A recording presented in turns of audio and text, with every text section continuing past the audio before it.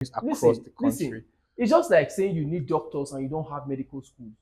You need lawyers, you don't have law schools. That's what I'm saying. Yes. Like, we are not serious. I'm saying this, we are not serious. Yes. We should be angry about this because football is the most unifying activity in Nigeria. You see, our traditional rulers, our spiritual leaders, our political leaders, they ought to sit down. Everyone, even the stakeholders, the businessmen, the government officials, the private entities, they ought to sit down. Everybody should get involved. Yeah. This is what brings us together. Yeah. If we do not get the miracle we expect, we are not going to the World Cup. So basically, to say I'm disappointed is an understatement. At this stage of the competition of the qualifiers, we ought to be talking about if we are going to, finish the group with maximum points, or we are going to finish unbeaten, or we are going to finish with a certain amount of goal difference. This is what we should be discussing. But I'm telling you now, we've brought out our calculators. I think the Ministry of Education should urgently look into this. Okay. When they should look into this. When if they want to teach mathematics to primary and secondary students, they should just say if Nigeria is in this it has this amount of points after how many games, what will happen, because that's the mental torture they are putting us through. Yeah. You can imagine that Nigeria is playing in a group that has Zimbabwe, Lesotho, Rwanda, South Africa, Benin. And we've won just 2 games against the same opponents. It's like we picked the weakest team in the group, and we're hammering them. And it makes it look like the Nigerian national team are bullies, because you can only beat one team. Yes. And you've played virtually all of them. You've played 5 teams. You can only beat one team. So let's say Rwanda, we are not in the group. That means we would have had 0 wins at this point. And on paper, we have a very, very wonderful squad. We have players who are world class. Ademola Lookman is world class. Victor Osimhen is world class. We have strong goalkeepers. Stanley Nwabali, who is the first choice, obviously is a very good goalkeeper. Even Amas, who is a footballer I've known from my days. Like, we knew each other back in the streets. Yes. Before he was signed by Benin Insurance, became a top goalkeeper for Benin Insurance. Before leaving Nigeria. Yeah. I've seen him play. Like, I don't miss Benin Insurance games. Yeah. I've seen him play on numerous occasions. Amas is a very, very comfortable hand. Amas he has the potential to be even African #1, because I've watched other goalkeepers. I've watched other goalkeepers even on TV and physically. So we have Nigeria has an issue with calling players who are currently not performing. You understand? Like Chukwueze, for example, has been called to the national team. Yes. He was loaned from AC Milan to Fulham for this season. He has really done nothing for them. Yes. But he's still one of our best wingers. So that tells, like, Nigeria has thousands of players, and our performances at qualifiers like this. Imagine now, I don't see Nigeria qualifying for the World Cup. That means we'd have missed 2 World Cups. So now, how do you expect clubs like Manchester United, Chelsea to rate Nigerian players? Because when you play for big clubs, you have a certain level of confidence. It translates to confidence in your in your skill set, and big clubs are managed by the biggest managers. Okay. So it means you are trained by the best. You bring that into the team, and you tend look at the Brazilian national team, for example. Brazil is in South America. Yeah. Although their league is competitive, it's not as tough as the European leagues. But then they have players in the top clubs in Europe. In Europe, yes. And across the world. Imagine a Nigerian footballer now playing in Real Madrid, just like Vinicius Junior and Rodrigo are doing. It goes a long way to build their confidence, such that when they get back to the African scene, they would dominate. Okay, now talking about being in a big club or not, the South African national team literally has all home-based players. Yeah, yeah, literally. yeah. And yet, if you look at the table, they have won they've won 4 games so far, right? Even five. They won No, 5 games. yes, but They've FIFA won sanction. they've won 5 games. FIFA took one away from them. So it means that it is basically an issue of management. How we are managing the players that we have. It's not that the players are necessarily bad players, because when you look at them for their club sides, Victor Osimhen, Ademola Lookman, these are top class players like you mentioned. If you mention the best players in Africa, some of these players in this Nigerian side will surely be mentioned. But the big question is, how do we put them together? What's the management? What's the plan? Also, I want us to quickly look at the coach of the Nigerian national team. The way we chop and change coaches. Eric Chell has come so far, and it doesn't look like we have fared any better. Now, this is it. You talked about South Africa having a team that consists mostly Of or home, mainly of of home-based players, home-based yes. players. Now, I'm going to respond to that. Nigeria do not have a pattern. The Nigerian football scene is very, very chaotic. Mm. From when you step into the stadium, and this is something I've also spoken about, considering the Nigerian league at Yeah. the league level. There are some things that are archaic that we shouldn't see. The players do not get to know what the fans feel. Mm. If you get into a Nigerian stadium now for the national team football or the league football, what would you hear? Non-stop drumming for 90 minutes Yeah. by a paid supporters team. Yeah. The players do not know when the fans are angry. They do not know when the fans are pushing for a goal, save when it is Nigeria and then they are singing, "Oh, we are saying, give us." There is no feeling to it. Yeah. And then the South African league is also very, very developed. It's currently the best in Africa. Yes. In fact, it's even televised on DSTV. Of course, yeah. When I switch on my DSTV, you switch on your Go TV. It is South African league you watch. You will not see any Bar versus Benin Insurance. You will not see Kano Pillars versus Niger Tornadoes. Yeah. You will not. You understand it, but you will not see Warri Wolves versus Heartland. It is just that bad for the Nigerian national team, and this is where a national standard has to be set. Nigeria should. This is the national team for crying out loud. We don't have the skill set to play tiki taka. We don't have this, and that's why I was very, very happy at our performances. I keep saying this at the last Nations Cup. We tried to win the trophy, even though we lost in the finals. You should have a team. A national team should be based on having a very strong and efficient defense. Yeah. The qualifiers is like you have to play 10 games, and then you have to ensure that you don't lose and that you win. So we have to have a very strong defensive base upon which we start attacking. We have attacking talent. Nigeria should play like, if we don't win this game, we are not going to leave the stadium. If we don't beat Zimbabwe, we are not leaving the stadium. If we don't beat Lesotho, we are not leaving this. If we don't beat South Africa, we are not leaving the stadium. That's the mentality we should have. We should be pushing like we have to win this game. We have to win it. And that's why the standard is just poor. We are not calling for the sack of the NFF president. We are not calling for the sack of the top the people in the managerial roles. We are thinking like small boys.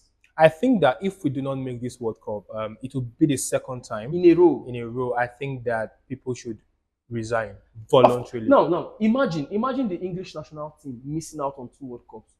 Like even the cleaners in the FA building will be fired. Yes. Like even the cleaners, even the guys that come to fix the Wi-Fi, the physiotherapists, they would be fired. Okay.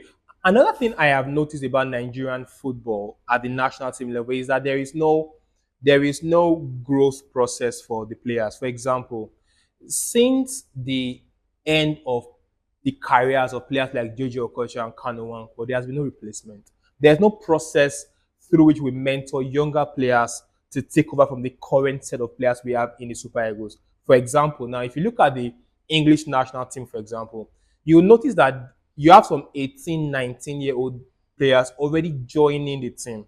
You can see the process. These ones will take over from the aging players. For the Super Eagles, it's not like that. It is when Osimhen is finally done, that we suddenly start shopping for a miraculous replacement from somewhere. No, Who replaced Okocha in the Nigerian national team after he left? We never had a player of that caliber again.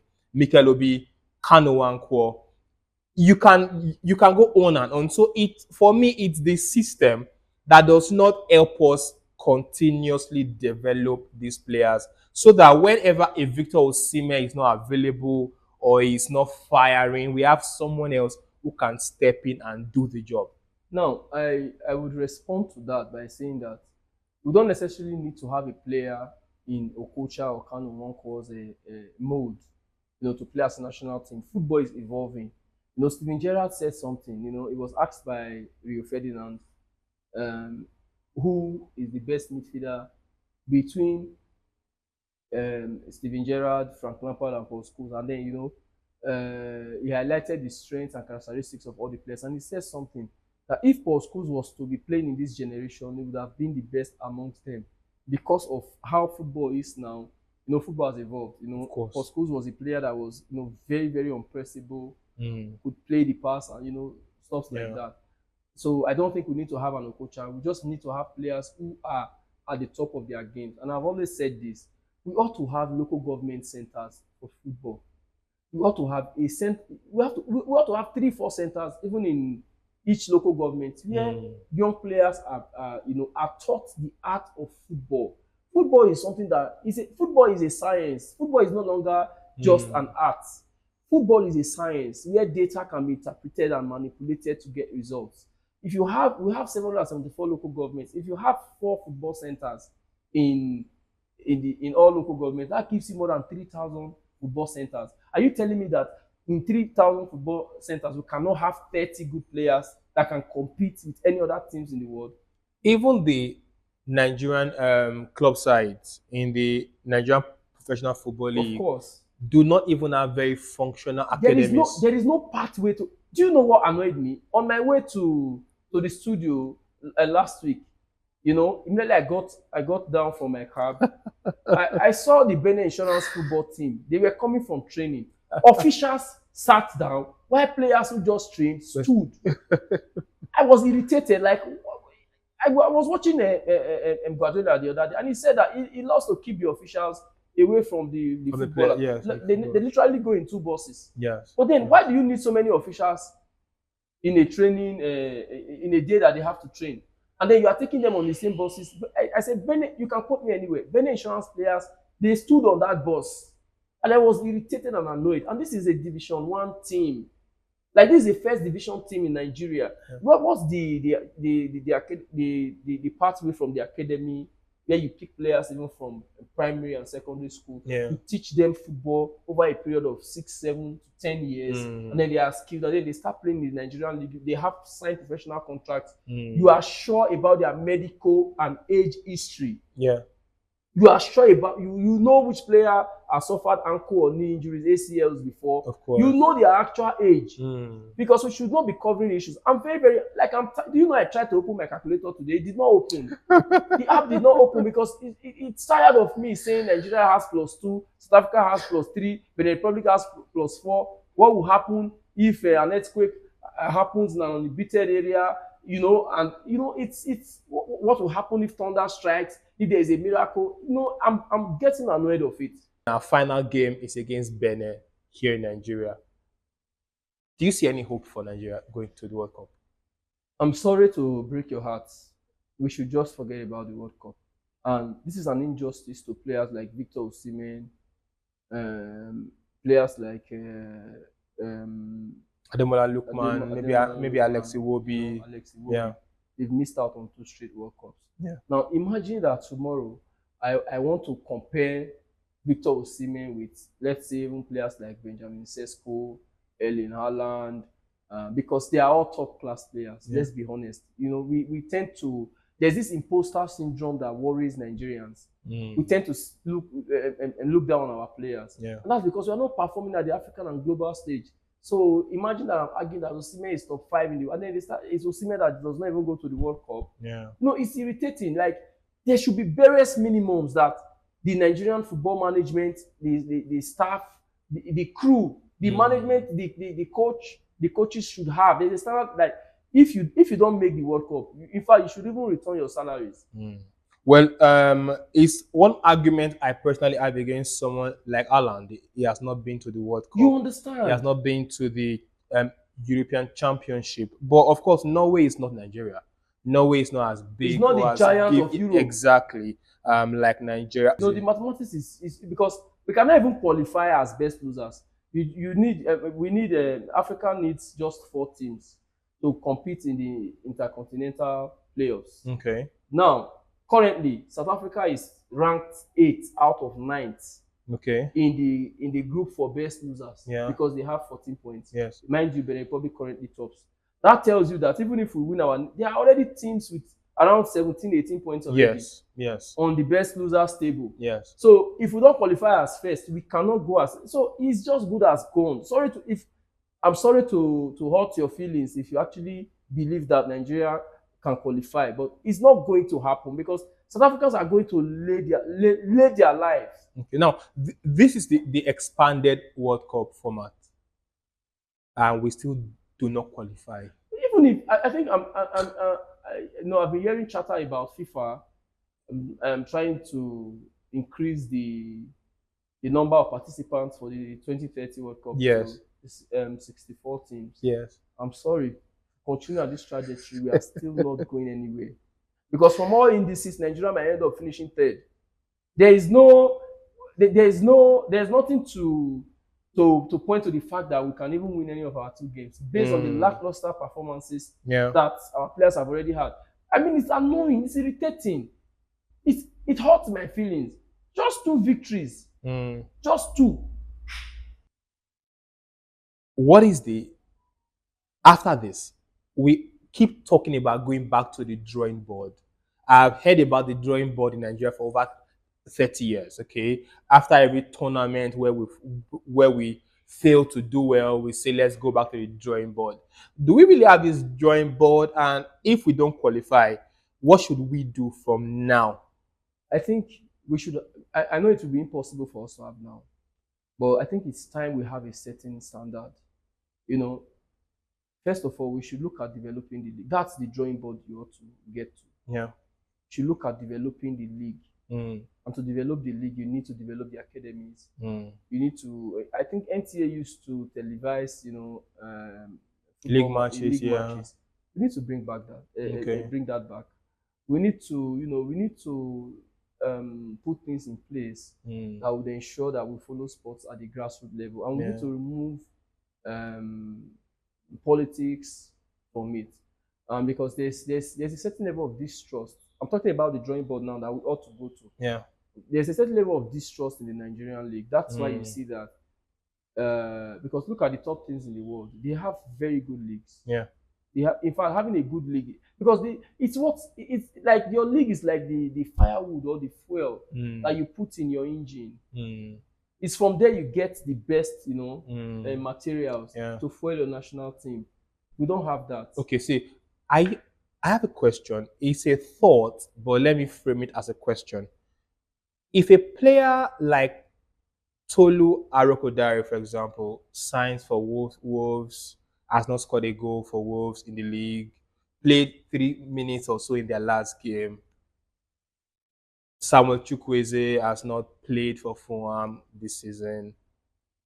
What are they If there's a doing? player in the Nigerian league who has scored 15 league goals, I'm should telling that you, player not replace them? you understand? So it's like we're not serious people. We are not serious people. That's it. I just gave you an instance of Benin insurance players standing in the team bus after training. That's absurd. That's I felt really bad. Yeah. It was a show of shame. We ought to have a standard league. We ought to have an academy system that fuels the league, and from there we can get our best players. And then when you have quality players whose ages and injury history can be easily verified, then you start getting top clubs from Saudi Arabia, because the Saudi Arabian league is very, very competitive. Start having club sides from England, Italy, France, Spain, buying Nigerian players and actually playing them. But then the first thing we need to do now is to start calling for the sack or the resignation, the voluntary resignation of the people that have failed us. We cannot miss out from 2 World Cups. Yeah. And then it's a failure. Like, we should have that standard. I was talking to a BIU student the other day, and then she said that their department is so competitive that if you have carryovers, you have to repeat the full year. That's what she said. And I was like, oh, you guys have this standard in BIU. That's the standard we should also, we should have something like that. Like the NFF president should just say, oh, Nigeria did not qualify. I'm not doing again. He resigned, yes. When you start having people taking responsibilities for the failure. And then the sports minister too is also held accountable. You get the point. Yes. Because there are things that should follow it. We had 8 years to prepare now. We missed out on the last World Cup. We should have been angry. Yeah. We are playing footballers like, look at Trustekong is way past his prime. Yeah. Respect to him, but look Spain at other Saudi national Arabia teams. now. Yes. Look at other national teams. Will Trustekong start for Spain? Or do we? We shouldn't be looking at Botswana. Will he even start for Egypt or Algeria? We should not be looking at. Yes. We have this imposter syndrome in Nigeria. We tend to belittle ourselves a lot. We are always trying to fight with Botswana, Rwanda, Djibouti, or Mauritania. We should be looking at Germany. There was a point in time Germany did not win 3 games. It was like they wanted to even riot in Germany. Like, why is our? And they did not play small teams, though. Yeah. They played big teams or even teams that are average, and then they did not win for 3 matches. It caused an uproar. Football is one of the most unifying elements in Nigeria. And for us to not go to the World Cup twice, it's a taboo. Even once is a taboo. It means that a child who is 8 years old would have never seen Nigeria play. No, the child will be 12.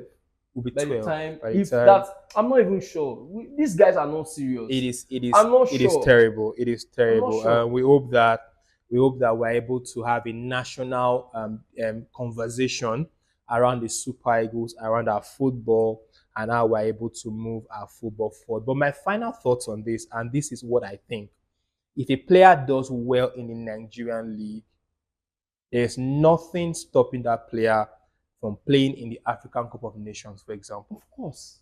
South Africa have already. And there you can sell them to the world. It's a stage for the world to see them. But when we do not bring our local league players into the national team or give them opportunities, then the league will never develop at the end of the day. Also, the private sector has to come into the Nigerian league and also play their part. These clubs are owned by state government. Yes. We have a few now being owned by private individuals, but the state government ownership, we can bring in private arms like you have in Europe, and I think that would also help us develop our league and of course develop our football academies across the country. They are a must. Football academies across the country. Listen, it's just like saying you need doctors and you don't have medical schools.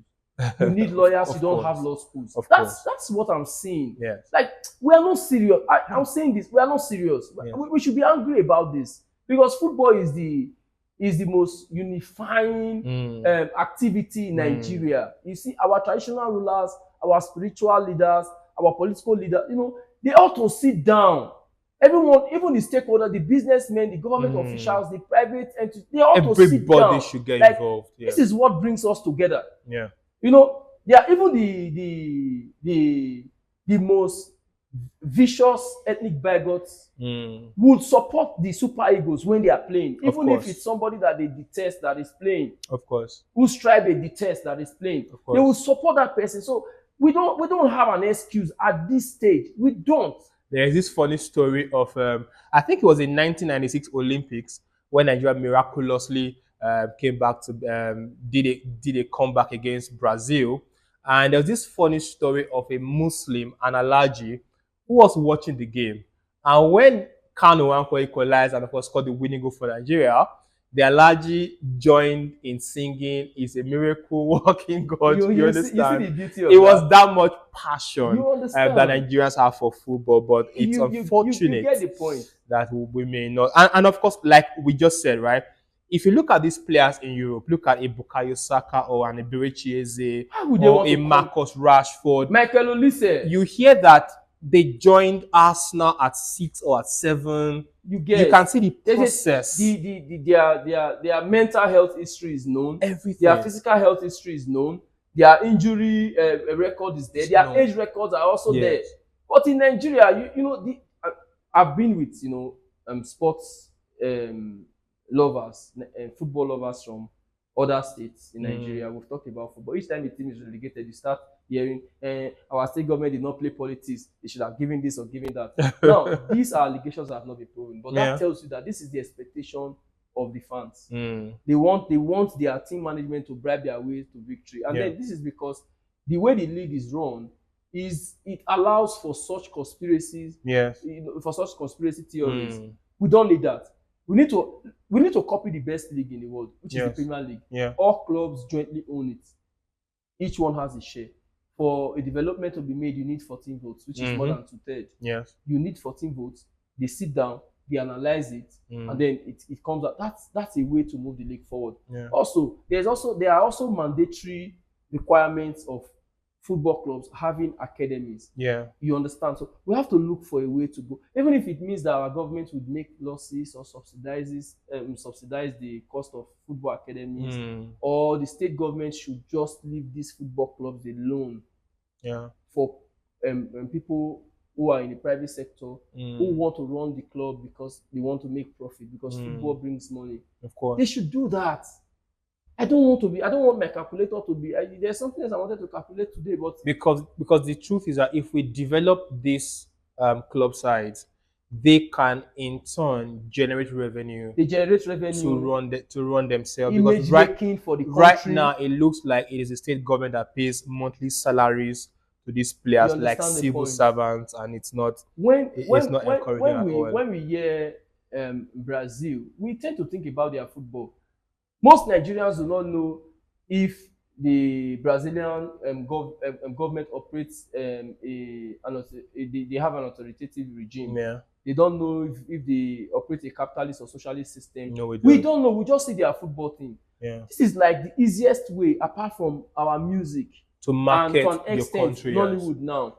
To market the country. Good footballers there was a point in time Osimhen was playing for Napoli and Galatasaray. Now you see people with his mask in stadiums. Thousands of people. Galatasaray suddenly has a large followership in Nigeria. In fact, you get the point. I'm even going to buy their jersey tomorrow. You understand the point? We need to have dozens of players like Osimhen outside the country. We need to follow up these things. Our press has to be proactive. They need to be putting, because we have the number on social media. They need to be following the league, following our players, promoting it. But how do you do that when the management are not serious? How? Look, now imagine we are playing against Lesotho, Rwanda, Zimbabwe. We are not even qualifying for the World Cup. What is my motivation to now come out and say Osimhen is this and that? No, you tell me, what is my motive? I'm just angry. I'm not. If I even drink, let's say I drink any of this energy fizzy drink now, it will be bitter in my mouth. I'm that pained. We're not wishing evil for South Africa and Benin, but we want them to lose both games. We're hoping that they lose both games. I want Nigeria and somehow we scam our way to the FIFA. That's the word. I'm hoping that we qualify, honestly, because if not, we'll be going to the World Cup to watch and support other teams like we did 4 years ago. I supported Argentina from game 1 to the final. The African team, so when we are at the world stage, we are brothers. It's Wakanda forever. Yes. But at this stage, we have to show dominance. Imagine if Ghana wins the World Cup before Nigeria. I will still. This is something. I think this was coming to me, but I kept forgetting it. I planned to say this. Yes. Nigeria we don't have a standard. There's a saying in Benin, that a lion does not eat grass. We should have this mentality that even going to the World Cup is not enough. At least quarterfinals. That's what we should be saying. Like Nigeria in the World Cup, living at the group stage, we are just, it's just like we went there for page entry. We are comfortable going to the World Cup, scoring 1 goal, maybe even winning 1 match, and then we now use that as bragging right. We now put the never gone past the round of 16. We want 9 points. No, this is the standard we should have. It's just like going to you get to the higher institution. You're telling yourself, I just want to graduate. No, you have to be telling yourself all A's. You know, I don't want to go below a B. I want to win all the. I want to have 9 points first. We meet other teams like even France. We want to beat them. They are beatable now. Morocco set the standard in the last World Cup. You get the point. They even beat Portugal. Ronaldo was crying. Yes. So let's just hope and Ronaldo see that Nigeria gets to the World Cup. It's looking very, very unlikely, but of course, as Nigerians, we'll keep believing. We never give up. Look, we need 9 points. We never give up, and we want to top the group. We'll be supporting the players tomorrow, and of course, I want them to win. I think that's it. So, and I hope Amas Abasege is in goal.